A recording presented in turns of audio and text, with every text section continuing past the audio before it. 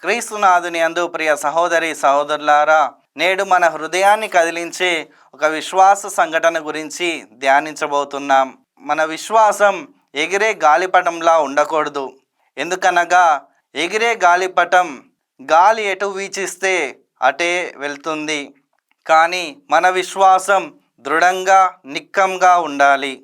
మరి ఈనాటి సువార్త పఠనంలో పక్షవాత రోగి యొక్క విశ్వాసాన్ని వ్యక్తపరుస్తూ ఆయనకు జరిగినటువంటి స్వస్థతను గురించి ధ్యానించబోతున్నాం. ఒకసారి సంఘటనను గనుక ధ్యానించినట్లయితే, ఆయన కదలలేనటువంటి పరిస్థితిలో ఉన్నప్పటికీ కూడా అక్కడ ఉన్నటువంటి జనులు ఆయనకున్నటువంటి విశ్వాసంతో పై కప్పును తీసి యేసు ప్రభు చెంతకు చేర్చారు.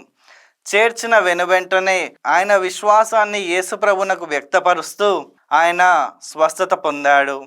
ఇదే ఆయన యేసు ప్రభును అర్థం చేసుకున్న విధానం. అదేవిధంగా అక్కడ ఉన్నటువంటి ధర్మశాస్త్ర బోధకులు యేసు ప్రభువును అనేక మార్లు చూశారు, గమనించారు. అయినప్పటికీ కూడా వారు యేసు ప్రభును అర్థం చేసుకోలేకపోయారు. అందుచే వారు వారి అవిశ్వాసాన్ని వ్యక్తపరుస్తున్నారు. మరి మనం ఏ విధంగా మన విశ్వాసాన్ని వ్యక్తపరుస్తున్నాం? యేసు ప్రభును అర్థం చేసుకుంటున్నామా?